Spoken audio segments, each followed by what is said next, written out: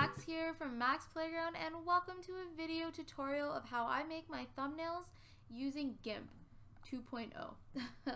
So we're gonna jump right in here, and I'm gonna start off by saying that you need to make a sim or take some pictures of your sims. I made one specifically for this video. This is her. Basically just catch her at some angles you want to see her. If you use poses, if you know anything about poses, you know that you can find cast ones.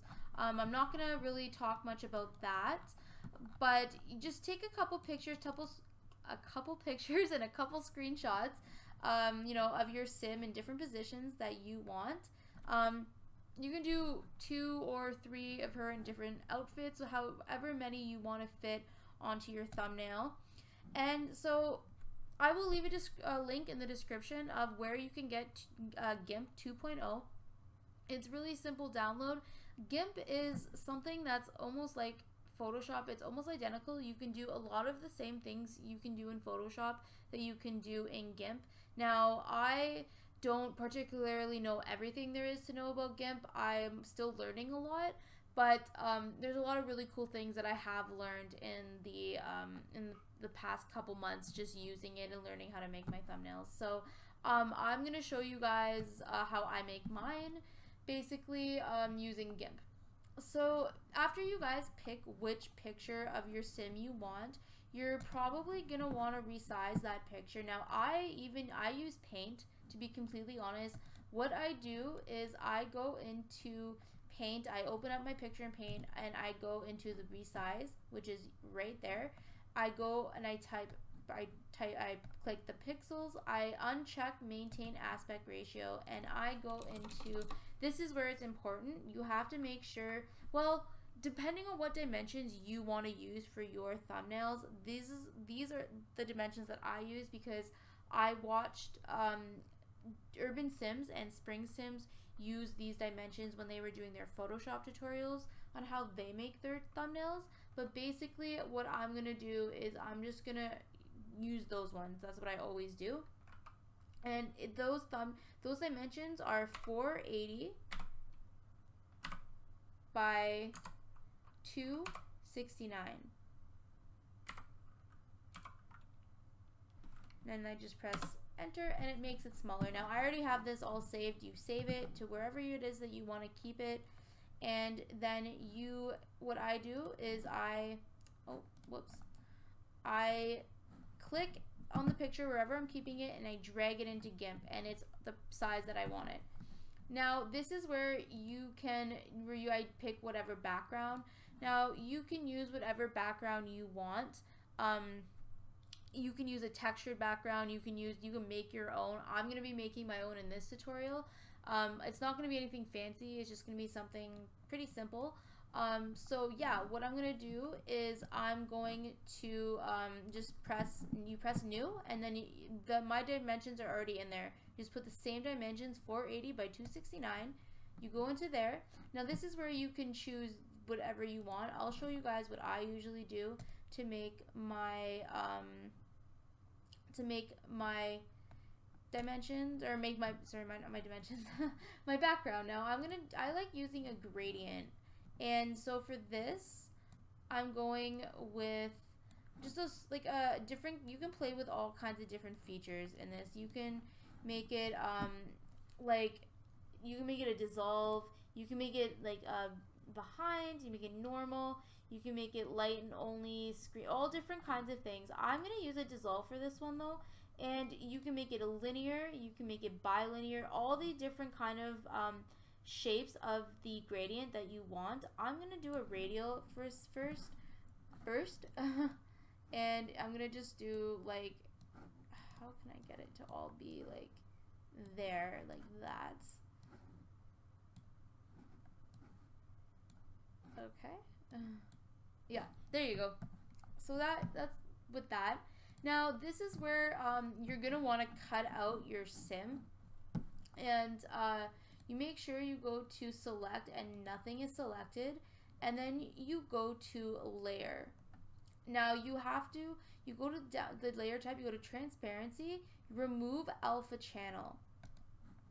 you click that, you go to layer, you go to transparency, and you go to add alpha channel. Okay, you have to make sure you do that because it's very important when you want to make sure that that you have a transparent background.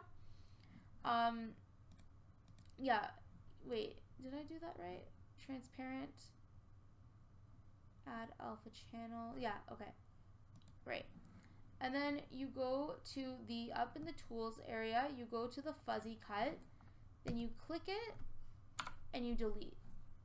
You delete everything around your sim. Now, if you want to make sure you're doing this properly and zoom in, you want to see all the little things you have to delete.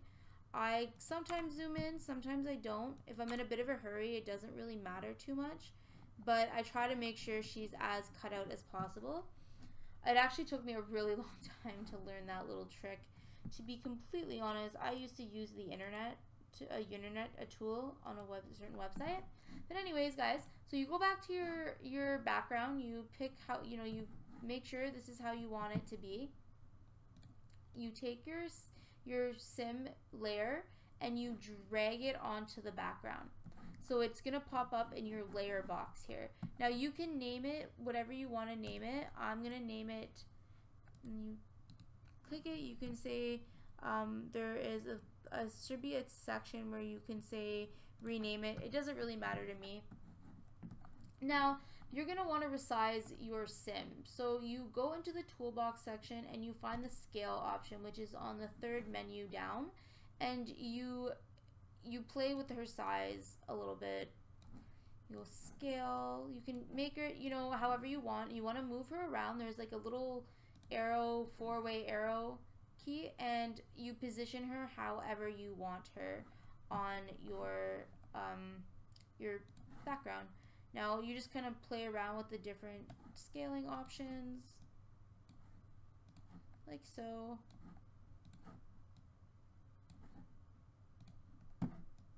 I try to make it so that she's not super small, but she's not super big either. Like, I want people to kind of see her in a way. So I'll just do that. Yeah. So now so there's that, and you're gonna want to edit her a little bit probably. So you make sure that you're clicked on you can make her brighter or change the color a little bit if you want. Now I go into colors, I go to hue saturation, and I just kind of all different ones. There's a bunch of different options. You can see, you can play with her like a different color if you want to make her look like an alien or even. I'm not gonna mess around too much. Even that a little bit. So see, that's even a little bit weird. You're gonna want to just play around with it. I go into brightness and contrast. That's the one I put, and I don't have any set ones. I know some people have their preferences. Mine all just depends on what my background is, to be completely honest, or the theme of my Sims, really. She's kind of just, a little bit on the gothic side, but that's how I wanted to make her. So yeah, basically just do that. Just play around. There's a bunch of different options. Now, if you're unsure about certain ones and you messed up and you're like, oh my god, just go to edit, you go to undo, and then you can go, if you want to see how it looks again, you just go redo. Basically, there's a lot of things that I don't even know really what it does all that much. I haven't explored this whole program, but there is tons of different things that you can do. And yeah, okay, so there's that. And then what you're gonna want to do is you're gonna want to go into your writing, and I'll show you all the other little effects after that you can do with your sim, with their layer for your sim. But I'm gonna do the graphics, or not the. Wow, I'm completely messing up. I'm trying to rush through this, but yeah. So I'm gonna be a little bit slower. You want to do your text. So what you automatically want to do is set your color on your thing back to black, so that'll be the color of your text when you're doing this, making it just a bit easier to see. And your font.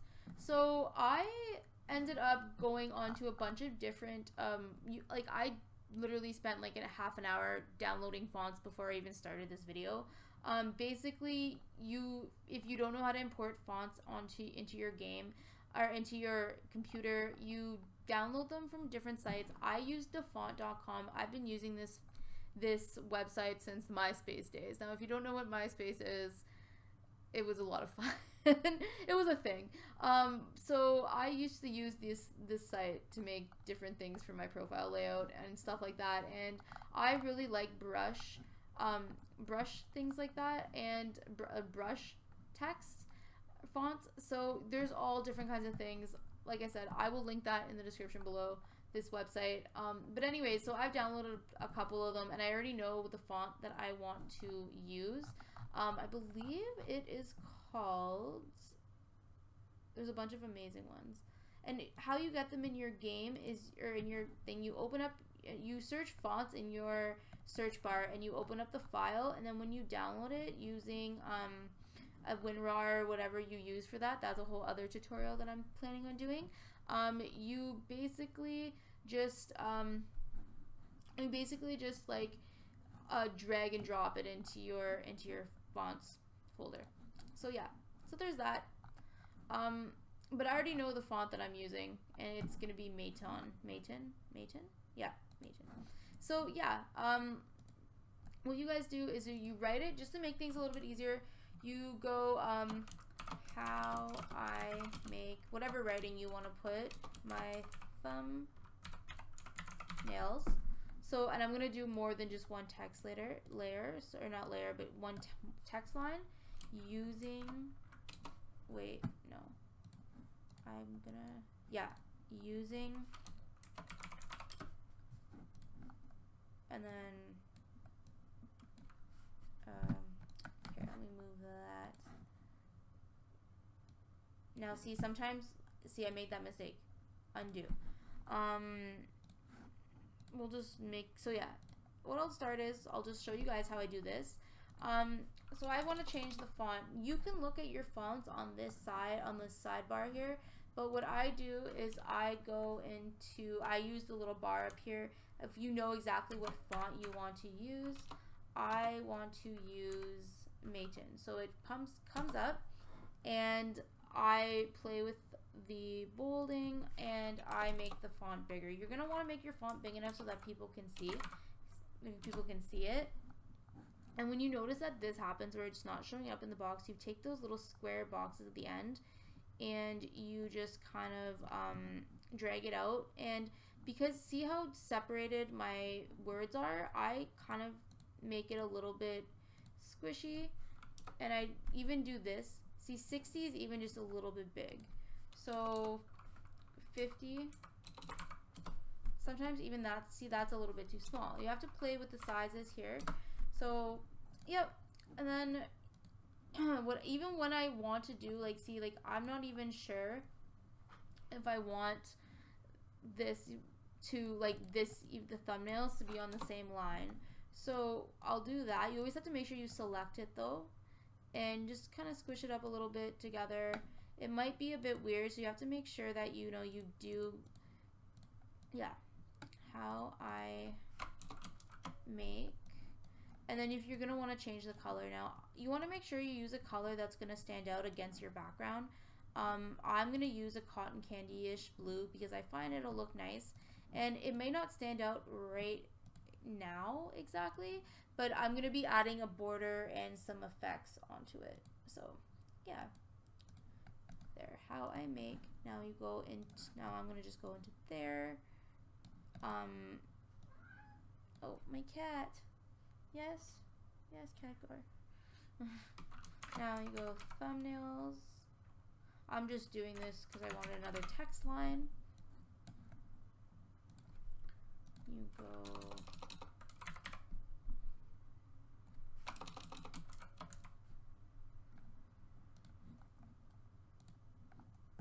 Then you select it. You make it. I always bold it.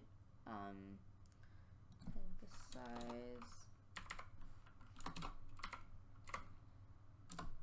55, and then you just play with the spacing if you want. You want to make it closer together, whatever.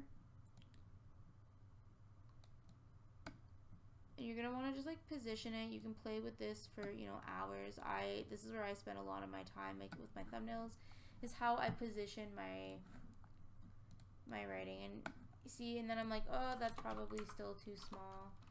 And then you go 60. You can play with it.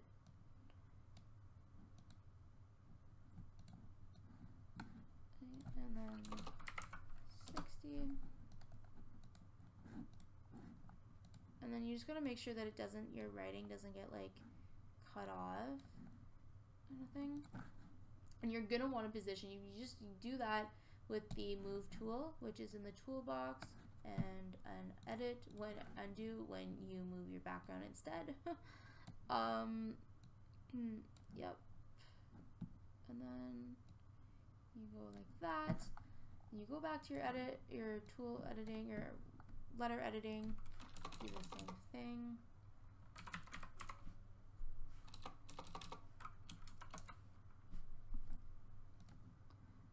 You go bold.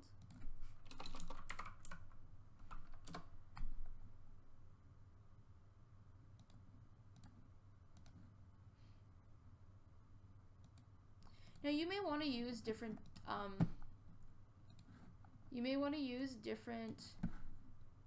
fonts for different different words. I sometimes do that, which I'm going to do in this video with GIMP. When I use the GIMP thing, it's going to be a very basic font because I want it to stand out. Now, it's important to remember to make sure you space out your letters properly, and you'll see why soon. It's just when you add effects to the letters. Now,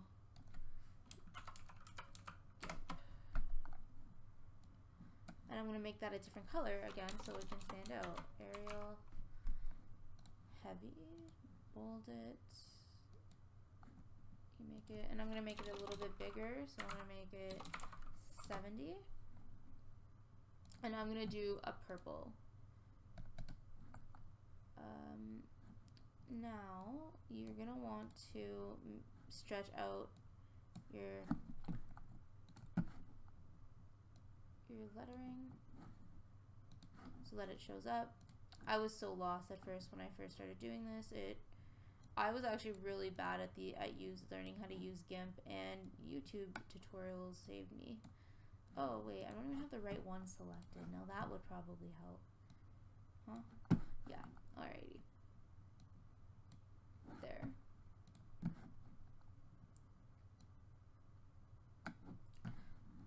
Okay. Now, again, like I said, you're going to want to position them to however you like it.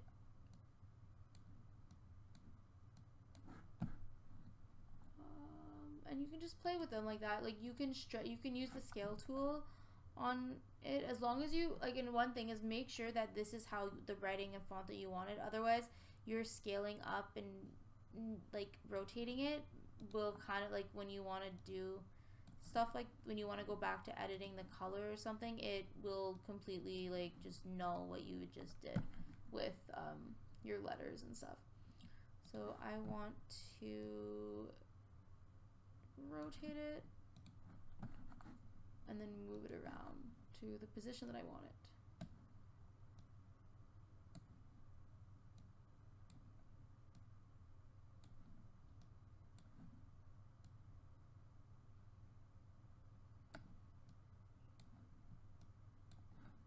Alright, okay. So when you're done positioning how you want your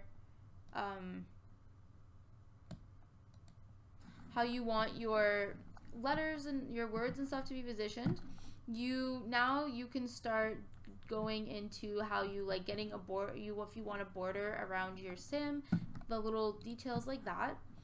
So now you right click on your selected layer, which is, I don't have a name, but if you guys want to name your layers to make it easier for you guys, like, be my guest. It just kind of makes things a little bit easier when you have like a ton of layers.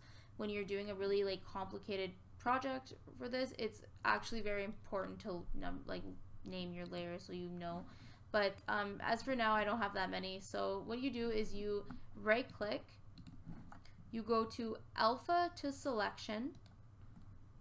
So then you do that, and then you go down, and there's like this where you see a little trash compartment, a couple arrows. You go to like the what seems like a blank page. It says create a new layer, and then you can rename the created layer, and then you make sure that it is on transparency. So you go okay, and then this part is really important. You have to make sure that that layer, it's just gonna always be selected after you create it, but I, just to make sure, I select it and then I go lower layer, so it's under your original Sims layer where you have your sim, or in general the layer that you would just like recreated. So there's that, and then you go to select, and if you want to, you can use border or grow. I'm gonna show you guys what I originally was taught with, and I usually use grow for this kind of stuff. Sometimes with text and little things I use border, but for my Sims I always use grow.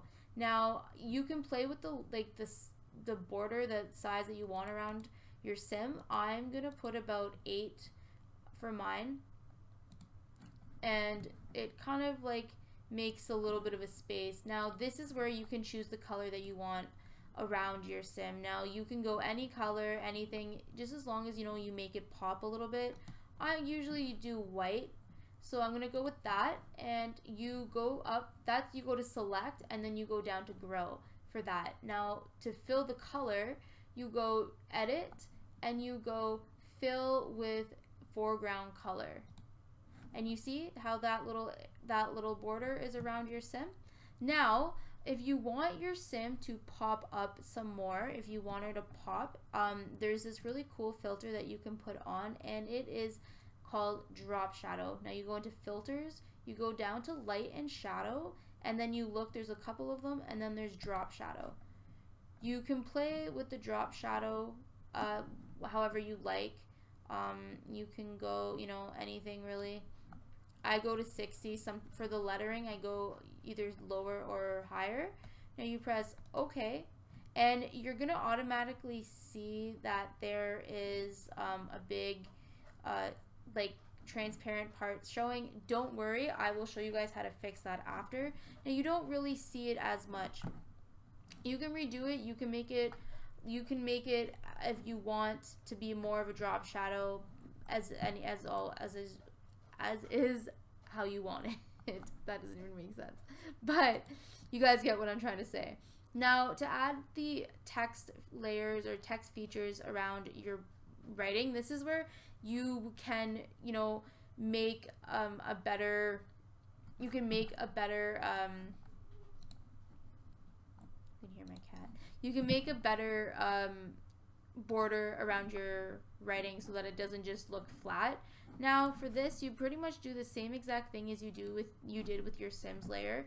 You right click, alpha to selection, then you go select. Now I'm gonna still do grow with this. You go grow, and I usually make it a little bit more. I make it like usually half of what I have had my sim grow selection around, but I'm gonna go with 5. So 5, depending on how thick you want it, and then you pick your color. I'm gonna go with purple, and go edit, fill with foreground color.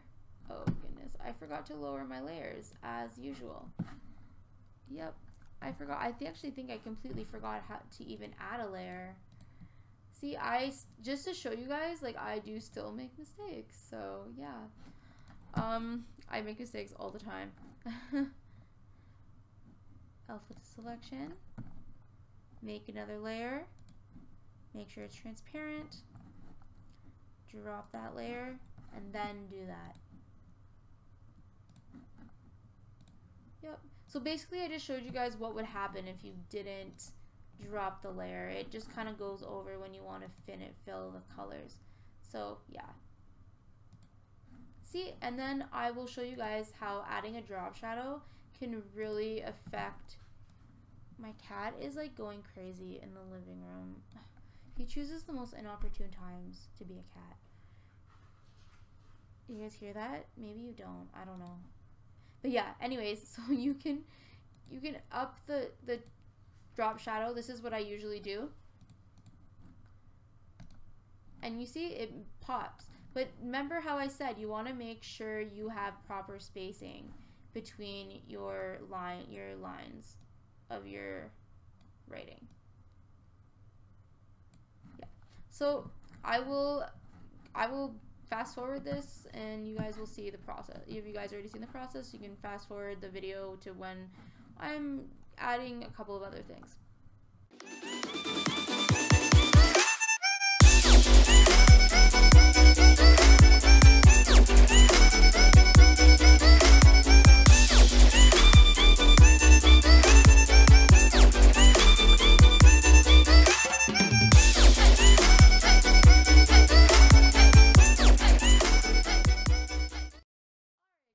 So I just did that really quickly, and well, I will now show you guys how to get rid of this really like the filter, or not the filter, the transparent background.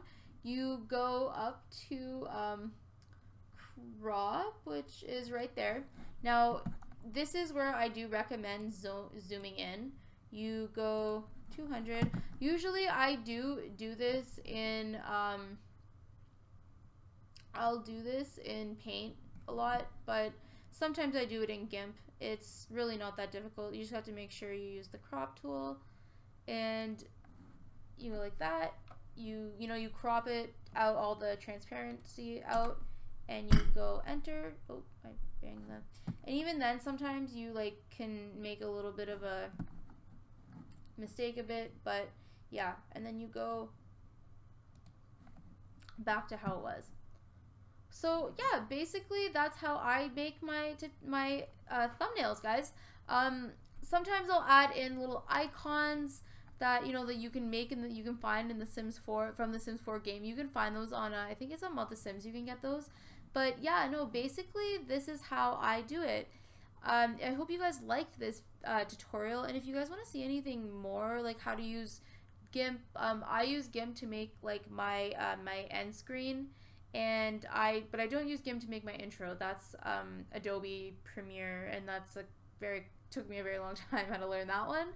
But yeah, basically this is how I use GIMP to make my tutorials. One last thing though that I will show you guys how to do is how to save it. Now you don't just press save as, because it ends up being a GIMP file and you can't upload it to YouTube. It has to be a JPEG file. So you go export as, and then you save it to wherever you want to keep it. I have it in my video making folder, and I just name it. I'm gonna name it tutorial 2.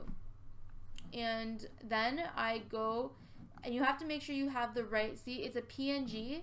As I just said, for YouTube, you have to upload a JPEG or JPEG, and you just go down to, you have to click at the bottom here, and then you can scroll through a couple of different kinds. But right now, I'm going right to jpeg.image.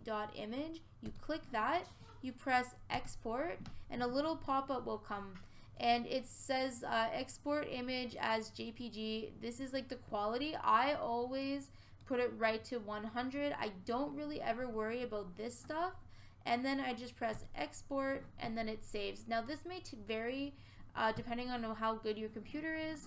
But yeah, that's basically it, guys. I hope you did enjoy this, and if, like I was saying earlier, if there's anything you gotta want to know how to do, how to make a like an end screen image with a little GIF on it, I can show you that. Simple things like that I do know how to do, and I want to make more videos, and I have like a little list of tutorials, so this may be a thing. And if you guys, like I said, want to make a request, please feel free to, and don't forget to give the video a thumbs up if you did enjoy it and found it useful. Add it to your favorites and or watch later list. So guys, I hope you're having a wonderful day wherever you are in the world, and I will see you in my next video. Bye!